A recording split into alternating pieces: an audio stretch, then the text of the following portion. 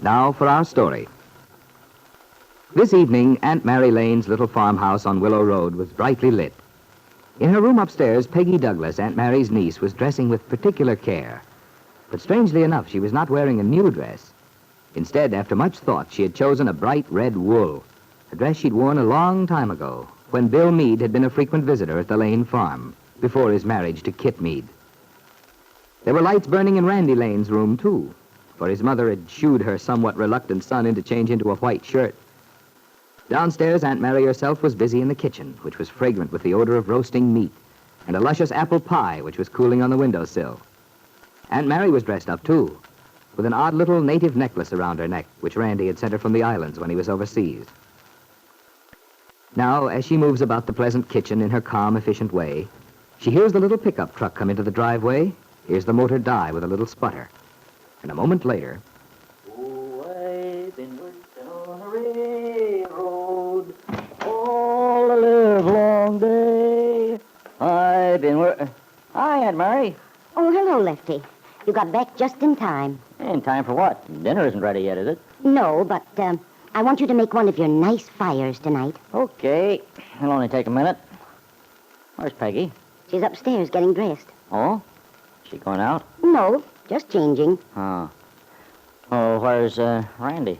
He's changing his clothes, too. And I think it would be nice if you'd freshen up a little. Say, what is this? You're all dolled up, too, Aunt Mary. Don't tell me I've forgotten somebody's birthday. No, it's nobody's birthday.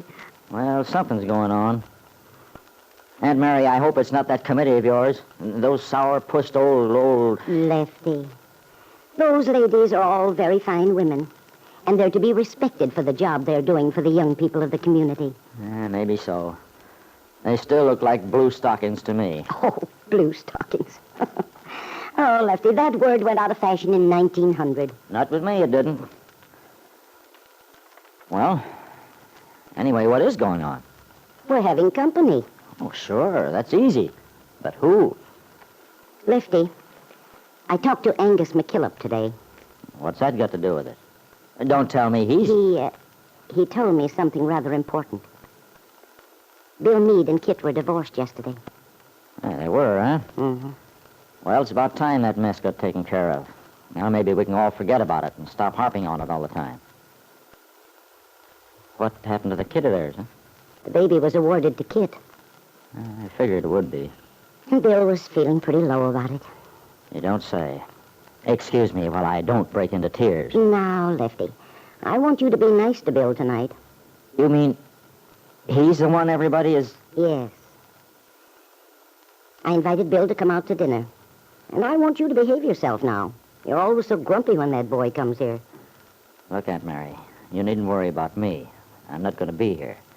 You can just count me out. I'd rather go hungry than... Now, Lefty. It's time we had this out once and for all. You've been fussing and fuming for months every time Bill Meade's name comes up. And when he comes out here, you hardly speak to him. Why should I? All he does is get Peggy all upset again. I'd like to see him clear out of town, stop bothering us. I'm not asking you to like Bill, Lefty. I realize I can't expect that. But I do think you ought to be fair. That boy has done everything he could do to be honest with us. With Peggy. He's behaved very honorably all through these months. And I think he deserves some credit. He's not going to get any from me. Oh, Lefty. I know you're only thinking of it from Peggy's standpoint. But we might as well make up our minds. We'll have to let Peggy decide how she feels.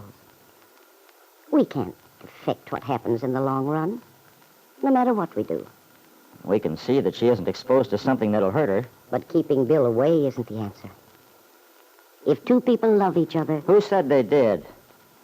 Aunt Mary, you seem to forget that Peggy's engaged to Nicholas Dorn. There's a guy who's worthy of her. Nicholas is a fine boy. I don't deny it. But Peggy has to make up her own mind.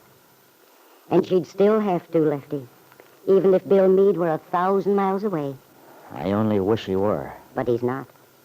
He's coming out here to dinner tonight, and... Oh, there he is now. Now, Lefty, you go and let the boy in and try to be friendly and gracious. He's come here at my invitation to be a guest in our house, and I want him to feel he's welcome. I'll try to do what you want, Aunt Mary. It's your house and all. But, darn it, do I have to let him in? Can't I come in I'd later? be very grateful. I've got to get the dinner on the table. Peggy isn't down yet. No Randy. Oh, well, if I have to.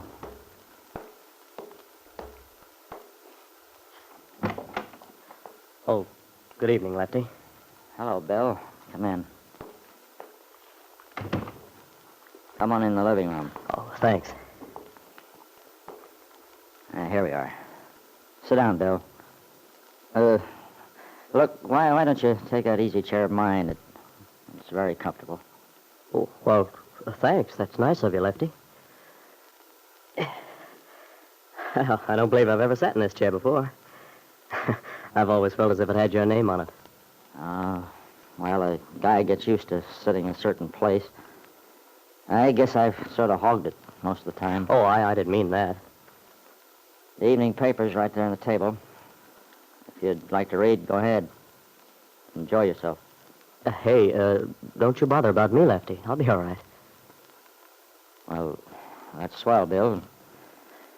Just make yourself at home. Say, I've got to go out and get some wood. I'm going to make a fire. Will you excuse me? Well, sure, Lefty. Go right ahead. Okay. Bill, Yeah, Lefty? if Aunt Mary should come in, she's out in the kitchen, you know, would you just tell her that I got you settled and I had to go out and get some wood for the fire? Yeah, I'll tell her. Peggy will probably be down pretty soon anyway. Well, I'll be seeing you in a little while. Sure. What the dickens got into him, I wonder? It's acting sort of screwy.